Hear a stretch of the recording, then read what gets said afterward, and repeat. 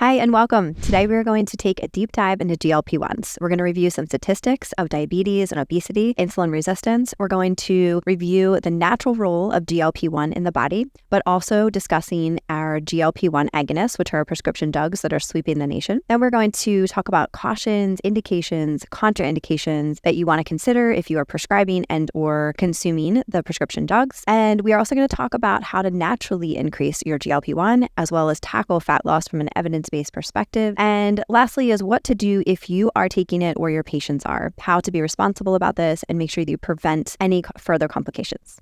My name is Dr. Arianne Missimer. I'm a functional medicine practitioner, doctor of physical therapy, registered dietitian, and I'm the owner of the Boom Paradigm Integrative Health Center in the Philadelphia area. And I'm a medical educator for Rupa Health. So let's dive into some statistics. So in 2021, 38.4 million Americans, 11.6% of the population, had diabetes, according to diabetes.org. There were some that were undiagnosed. So 8.7 million were undiagnosed. And also 97.6 million Americans aged 18 or older had prediabetes. But let's not forget insulin resistance, which can precede diabetes up to 10 to 15 years. So according to the NHANES data from that same year, found that 40% of U.S. adults aged 18 to 44 are insulin resistant. Now, let's not forget overweight and obesity. So almost 70% of the population is overweight or obese. So according to the World Health Organization, in 2022, 1 in 8 people in the world were living with obesity. And this has doubled since 1990 and quadrupled in adolescents. In 2022, 43% of adults aged 18 or older were overweight and 16% were living with obesity. In addition to that, 37 million children under the age of 5 were overweight. So clearly, we have an astounding issue that needs to be addressed. Now, U.S. healthcare providers wrote more than 9 million prescriptions for Wegovy and other injectable drugs used for weight loss during the last 3 months of 2022. GLP-1 agonists could increase anywhere between 10 million and 70 million consumers by 2028, according to Goldman Sachs. And weight loss drugs could bolster the U.S. gross domestic product by 0.4% in a scenario that has 30 million users and could rise to 1% with 60 million users. So, why is this all important? As it relates to diabetes, these drugs were initially approved for that. So liraglutide and semaglutide, originally designed for glucose-lowering meds in type 2 diabetes. And with that, the glucagon-like peptide 1 receptor agonists, so the GLP-1 RA, are attractive options for type 2 diabetes because they effectively lower hemoglobin A1C and weight while having a low risk of hypoglycemia. However, since all of these trials have happened, it has confirmed their efficacy in weight loss for overweight and obesity with and without diabetes. Hence why there has been so much speak about these drugs and their promising effects on weight loss. So there's 5 medications that are approved from the FDA for weight loss. So the first one is orlistat, which was in 1999, and the main goal was to decrease digestion and absorption of fat. The CNS drugs that are affecting the regulation of appetite were phentermine and naltrexone. And then more recently is the GLP-1 receptor agonists, which are approved for long-term, which is the liraglutide and semaglutide. So what is the GLP-1 function naturally in the body? So it's, again, called glucagon-like peptide 1 receptor. So it's an incretin hormone produced by the L cells in the small intestine in response to food intake. We have receptors in the brain, the intestine, the pancreas, as well as other organs. And so ultimately, it is going to help regulate appetite and lower glucose. It acts at the hypothalamus, so it is affecting the gut-brain axis via neurostimulation to increase satiety or that sensation of fullness. It stimulates mechanoreceptors in the intestine, which can create distension. So ultimately, this is also going to make you feel full. It acts to slow gastric motility and increase satiety, again, that feeling of fullness. It acts on the pancreas to upregulate insulin secretion from the pancreatic beta cells. So when we have prediabetes or we have diabetes, we have decreased insulin response. So this obviously can be very important in diabetes.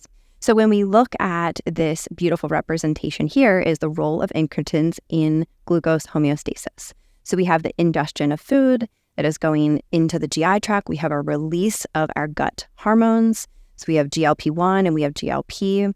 Then we are going to have a downstream effect. So we have an influence on the pancreas. We have increased glucose uptake by the muscles. We also have decreased glucose production by the liver. And so ultimately, this is going to result in decreased blood glucose. So ultimately, very promising for our natural function, but of course, we can appreciate how it can be very helpful in a pharmaceutical drug. So this is a great representation of the gut-brain connection. So GLP-1 is going to be ultimately secreted in the intestine via nutrients, but then it can diffuse and bind to different neurons that are ultimately connecting to the hypothalamus. So essentially, we have these ascending afferent information, so sensory information that's going to the brain, and specifically the brainstem, and it is also influenced greatly by the vagus nerve, because that is one of our primary connections of the gut brain. So what is a GLP-1 agonist? So essentially, a semaglutide is a glucagon-like peptide 1 receptor agonist that mimics the body's natural hormones released in the gut when we eat. So it works to manage type 2 diabetes by doing the following. It's stimulating the pancreas to produce more insulin because ultimately we have insufficient secretion of insulin in the beta cells. It's stopping the liver from releasing too much sugar into the bloodstream. And then it's slowing down gastric emptying, so the food leaving your stomach. So what are the indications for these drugs? So Ozempic is FDA approved to help manage blood sugar in adults with type 2 diabetes along with diet and exercise. It can also help to lower the risk of serious cardiovascular problems in adults with type 2 diabetes and cardiovascular disease. And Wegovy is an FDA-approved drug to help with weight loss and long-term weight management along with diet and exercise in people who have a BMI of greater than 30 or have a BMI of greater than 27, but have at least one weight-related health condition such as hypertension, cholesterol, or type 2 diabetes. And it's also approved for children ages 12 or older with a BMI in the 95th percentile, so considered obese. So in the SCALE trial, there was 3,731 patients without type 2 diabetes and a BMI of greater than or equal to 27 with dyslipidemia or hypertension. And in this trial, there was a significant amount of weight loss, 8% compared to 2% in the placebo. So then when we look at a semaglutide step trial, over 1,900 patients without type 2 diabetes and a BMI of over 30 or 27 with at least one related condition, also in addition to lifestyle interventions, including counseling and exercise, in 68 weeks, lost 14.9% of their body weight compared to 2.4% in the placebo group. So it has shown that there has been significant improvement in weight loss among these. Now, let's talk about some of the contraindications. So number one is multiple endocrine neoplasia. So this is a clear contraindication, so should be looked at as it relates to prior history, family history, as well as medullary thyroid cancer. So if there is any thyroid involvement, history of cancer, this should be really, really strongly evaluated. And then pregnancy, because there is no research on this. Cautions. If someone has gallbladder disease, if they have even just beyond that, if they've had, let's say, fat malabsorption. So if they are having stools that are greasy, that are floating and aren't sinking, these are signs that the gallbladder should be evaluated. And so even if someone had a HIDA scan and it showed that there was sludge, for example, in the gallbladder, these may be things that you should consider before prescribing and/or taking one of these drugs. If you've had a history of prior pancreatitis, this should not be an appropriate drug. So I had a patient that has had and had been dealing with pancreatitis, and he has had 3 different doctors recommending these drugs to him. Now, although he's had this prior to the drugs, in my opinion, this should be something that should be contraindicated. Another caution is any kind of visual or ocular issues. So retinopathy, this should be something that a ophthalmologist or optometrist should evaluate and clear ahead of time. And because of the natural function of GLP-1, we know that it affects gastric emptying. So gastroparesis, as someone that has a history of gastroparesis, this would also be a significant caution, or even if you'd like to say contraindication. And also someone that is taking insulin or sulfonylureas by themselves, they don't necessarily cause hypoglycemia, but you may want to consider reducing them if you are taking the GLP-1 because it can affect it. So once again, needs to be monitored very closely. And dosing should be started at the lowest possible dose and titrated up, because although higher doses can equal higher weight loss, it can also mean more effects and more serious effects. So what are some more common side effects that you are, hearing people talk about is the central nervous system effect can be decreased appetite and slower emptying. So one of the biggest reasons why so many people are losing weight is because their appetite is suppressed and they're not eating as much. But very common in the first weeks and then can subside as time goes on, and it can be dose dependent, are nausea and vomiting, abdominal pain, bloating, constipation, diarrhea, early satiety, so that early feeling of fullness, heartburn, and also suicidal ideations. So these, if you are taking the drug, need to be very closely monitored, and you really need to understand the impact of these drugs. And as professionals who are working with patients, we need to really help individuals understand the depth of the risks and the side effects and really help them make the most informed decision. So what are some other side effects?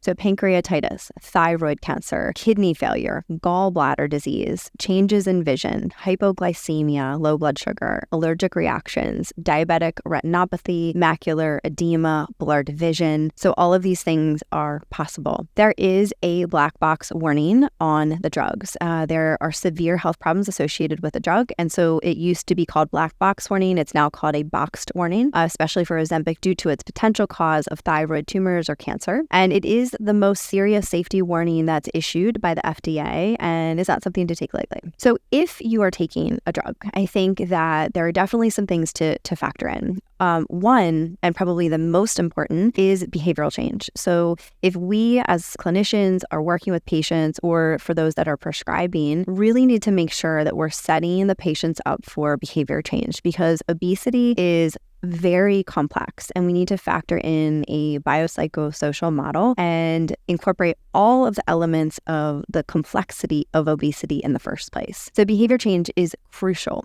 And we'll get into that just a little bit more. Eating smaller meals, because eating bigger meals and eating until you feel stuffed is only going to cause more gastric complications. Some people may benefit from taking additional B12 or even B12 injections to help with the nausea and some of the GI complaints. Having enough water and also with electrolytes. So having enough water, and then if you're just peeing all day and you're just peeing it out, then that means that you're not really hydrated. So making sure that you're consuming electrolytes is really important, because with a rapid weight loss, there is going to be a significant amount of detoxification that has to happen. And so most people aren't prepared for that. So supporting yourself with hydration is going to be very, very key, which hydration means water plus electrolytes. And protein is one of the biggest things that we need to make sure that we are helping our patients and our community with, because otherwise you are losing muscle mass very quickly, which is going to significantly affect metabolic rate. And strength training.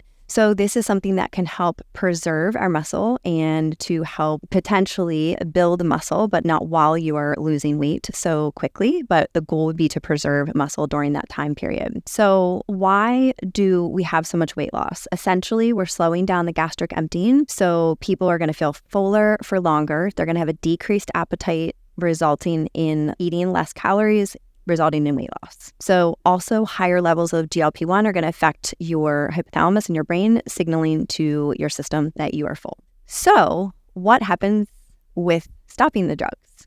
So if you know someone or you've had patients that have stopped the drugs, then you're well aware that the weight gain typically reoccurs fairly quickly. So in this study, 1 year after withdrawal of once weekly subcutaneous semaglutide to 2.4 milligram injections and lifestyle interventions, participants gained 2/3 of their prior weight loss with similar changes in some cardiometabolic issues. So it confirms that the chronicity of obesity and suggests ongoing treatment is required to maintain improvements in weight and health. So I think this is really important, because this is not always discussed as a really important variable in choosing to do the drug in the first place, or knowing that you're on it and what the implications are if you have to come off of it. And the other thing I think that's really important is that we want to come from a place of being able to inform our patients as much as possible. And this was a survey that showed in 107 survey respondents, less than 10% used evidence-based guidelines to inform obesity treatment decisions. So I think this is really important, that we want to be looking at obesity as a whole. We want to look through a functional medicine lens. We want to look at the emotional, mental, spiritual component. We want to look at the social component. We want to look at what they are fueling their bodies with, how they are moving their body, their nervous system regulation. We want to be looking at all of these aspects so that we can, again, help our patients and community the best. What are the things that are not discussed? I think this is extremely important because we know some of the obvious contraindications and indications. Well, what are the things that are happening that we don't really hear about?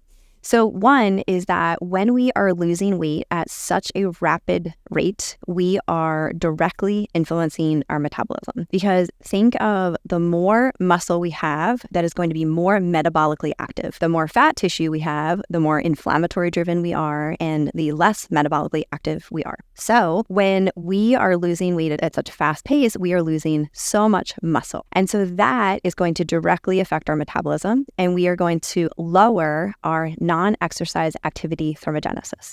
So when we are moving through our day and we are, sitting, typing, not necessarily exercise or activity, we are burning a certain amount of energy. And so when we have higher amounts of NEAT, meaning we're fidgeting throughout the day, even things like shivering, when we're kind of like moving around, we are going to burn quite a bit more calories.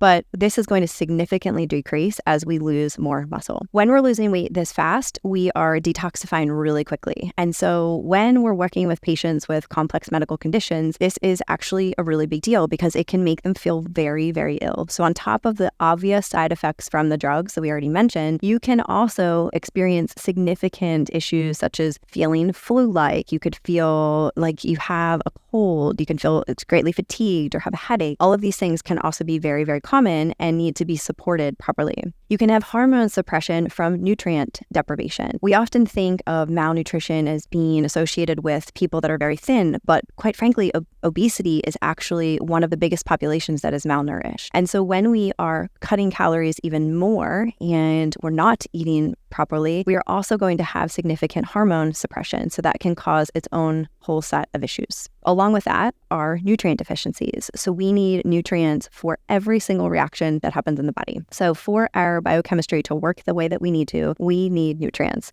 And so when we begin to lose weight at a rapid pace and we're also not fueling our bodies well or enough, then we can also have significant deficiencies. We're again lowering our overall metabolic rate. And as I mentioned, we can lose a significant amount of muscle mass. And so as a provider and also as a power lifter, my goal is to help my patients either preserve every ounce of muscle they have or ideally gain muscle. And so I'm always talking about that because truly muscle is our organ of longevity, which I'll speak about in just a moment. And sometimes what can happen too is the longer that you take any drug, you can develop things, potentially worse symptoms and potentially other side effects. And because there's no long-term studies at this point, we do not know what the implications may be. So we also want to think about how are you going to maintain this beyond the drug? So if you decide to take the drug and you make an informed decision or you are helping guide your patient to do that, what is the plan to make sure that they are doing everything they can to do this in the healthiest way to support maintenance and the health benefits? Also, the high costs and potential supply shortages that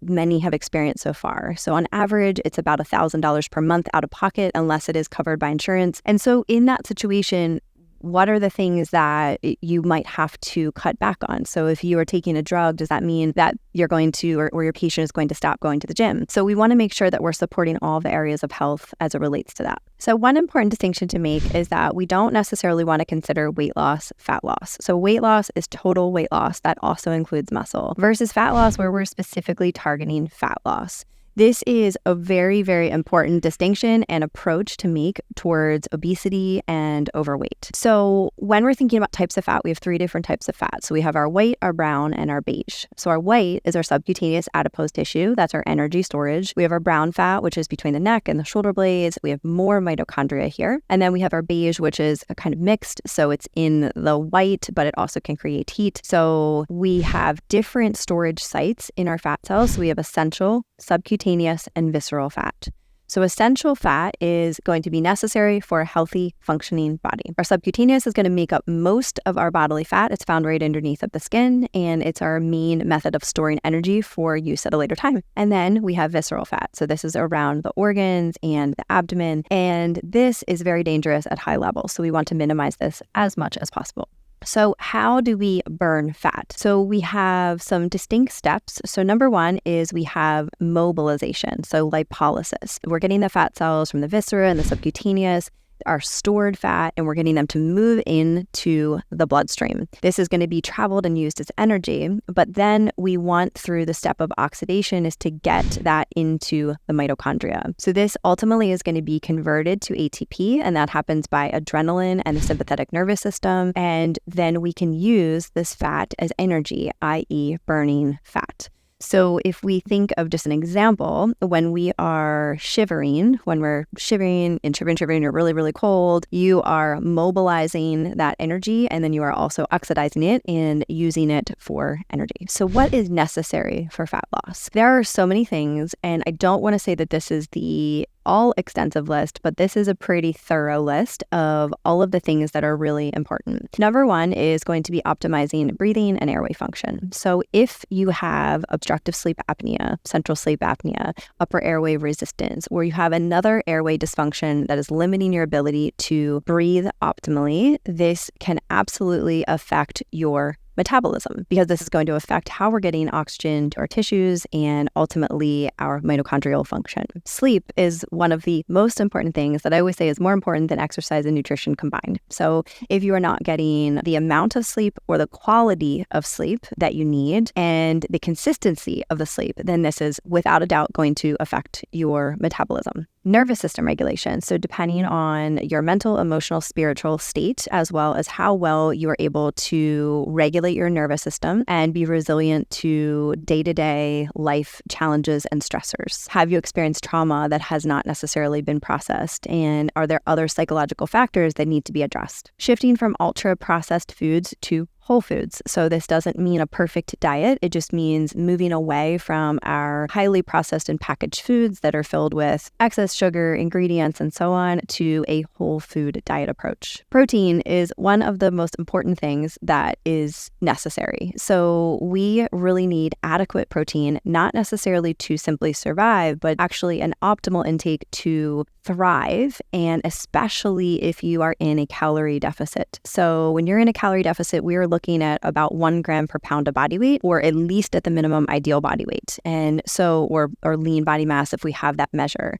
So when we're looking at body composition, we can begin to look at a DEXA scan versus the weight on a scale. We want to think about light exposure. So having proper light exposure during the day, 20 minutes in the morning when you first wake up, to help with natural cortisol production as well as melatonin production. Essential fatty acids are critical. So for healthy metabolism and food, we want EPA of over 1,000 milligrams per day. That can come from things like fatty fish. And we also want specific amino acids, but we want to have our full amino acid profile from protein intake. But specific amino acids like glutamine can help with gut health and healing leaky gut, for example. Moving right into gut health, that is 70% of our immune system. It's going to have a significant effect on our metabolic health. It is going to affect our ability to regulate inflammation, how we digest food. So optimizing gut health is critical. Thyroid function, and really beginning to think about, thyroid is our master regulator. And this is when we're thinking of metabolism, we want to be thinking of thyroid function. But we also want to be thinking of all of the necessary nutrients that are needed for optimal thyroid function, which we rarely do. We might diagnose a thyroid condition and give them a pharmaceutical, but we're not necessarily looking at all of the nutrients that are needed for proper production and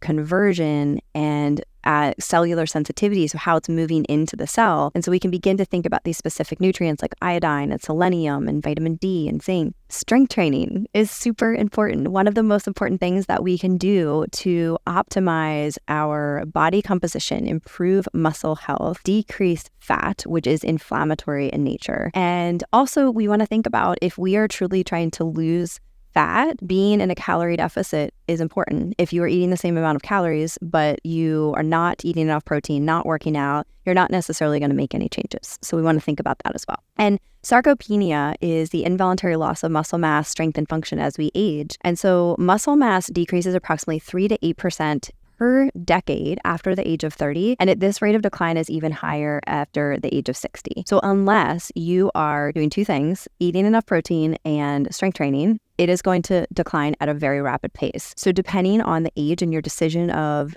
taking one of these drugs, you want to be factoring this in as, again, part of your informed decision or for your patients. Muscle is the organ of longevity. So this is one of the things that is so crucial to living a long, healthy, resilient life. And so, again, I'd love to shift our thinking. Instead of weight loss is more fat loss, because I think this is really important for our patients and if you are a consumer. So what are some quick ways to improve your GLP-1 naturally? So there are some dietary factors, there's some gut factors, lifestyle factors. So once again, eating protein consistently, there was a study that showed that eating mixed meals with a higher protein intake relative to a lower protein could be more effective in increasing natural GLP-1 secretion. Coffee can be very valuable, but in the studies, there was upwards of 6 cups a day. So we want to be mindful of coffee can definitely have a positive effect from a few different aspects, but we do want to monitor the risk reward. So if coffee is helpful for you as, let's say, pre-exercise, if it's not negatively impacting your sleep, we can look at all of those factors. Prebiotics. So this is another area where things like bananas,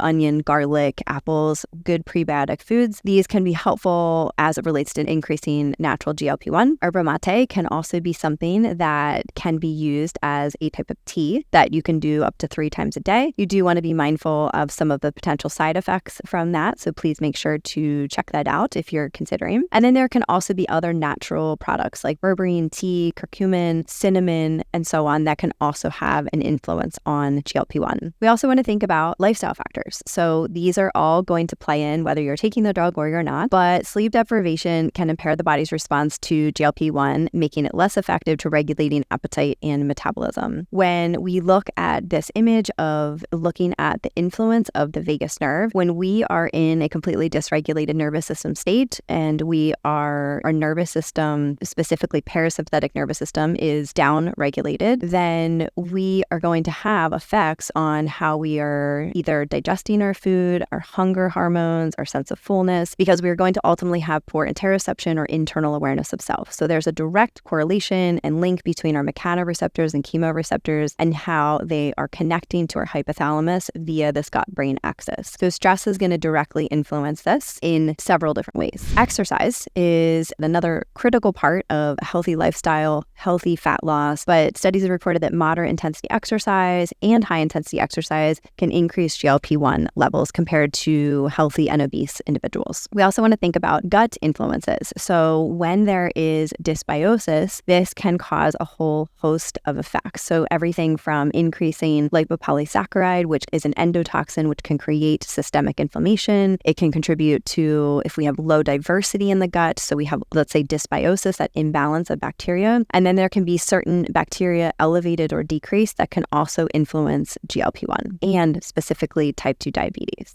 So what are the things that we could do to test and look at proactively? So of course, our normal panels of CMP, CBC, but we also want to be looking regularly at hemoglobin A1C and not just looking at our fasting blood glucose. We want to be looking at a fasting insulin. So we want to be looking at a HOMA-IR score, looking at a comprehensive stool test. So really understanding what's happening in the gut. I think looking at cortisol and understanding a little bit more in depth, along with tracking heart rate variability and having your patients track heart rate variability, understanding their autonomic nervous system, even using something like Chronometer to do a detailed nutrient analysis to see what they're eating, what they're not eating, why they're feeling the way that they are. So many of my patients, when I first do a nutrient analysis, they're eating so many carbohydrates, they're eating such little protein, and the easiest switch that I can make for them is for them to consume more protein throughout the day. So 25 to 30 grams of equal feedings throughout the day, trying to hit their protein goal, specifically moving towards 1 gram of protein per pound of lean body mass, and depending on how active they are or if they are in fat loss, towards upwards of 1 gram per pound of body weight. And once I'm able to have them achieve that and they recognize that they are full longer and that there's a higher thermic effect of food from protein, so they're burning more energy just by eating more protein. When we start to see these benefits, it can be so significant. So whether you or you're having your patients take these drugs, it is really important that we're looking in depth about all of these things, helping our patients make the most informed decision. So as it relates to summarizing and pulling all this together, I think the biggest thing that I'm hoping with all of this is that we are all more educated on the indications, the contraindications, the side effects, the things that aren't necessarily talked about, and looking at obesity and type 2 diabetes as a more complex issue that we have to look through a functional medicine lens, looking at the biopsychosocial model and really appreciating all of the aspects of genetics and epigenetics and psychology and social influences that are influencing the majority of our world right now. And so I'm hoping that as clinicians that we can really help our patients, no matter what the decision is make the best decision for them, and what to do if you're taking the drug, if you're not taking the drug, and really just make sure that you are moving, no matter what, towards a lifestyle of getting good sleep, eating good foods, moving your body, and making sure that you are taking care of you because you only have one of you. Thank you so much for joining. And if this was helpful, make sure you subscribe to our YouTube channel and we will provide you with root cause medicine. Welcome to Root the Health, the best place to order, manage, and track results from over 30 different lab companies in one single place for free. It's going to take you under 2 minutes to sign up, and you can order any functional medicine lab for your client in under 30 seconds. Let me show you how it's done. So here's our beautiful interface. I'm typing in the name of my client, selecting the lab that I want to order for them, and hitting send. From there, Rupa and their amazing team handle the rest. They email the client, collect payment, and even offer an interest-free 3-month payment plan. We've also built the world's largest library of information about chronic health conditions, the lab tests that can help you find the root cause, and the evidence-based interventions that you can use to help people heal from them. It's called the Rupa Health Magazine. There, we have in-depth articles about almost any health condition you can imagine. And we give you step-by-step protocols that other clinicians have used to help their clients heal and that are verified by evidence-based sources. You should totally check it out, and it'll transform your practice. And we can't wait to see you. So make sure you sign up today at rupahealth.com.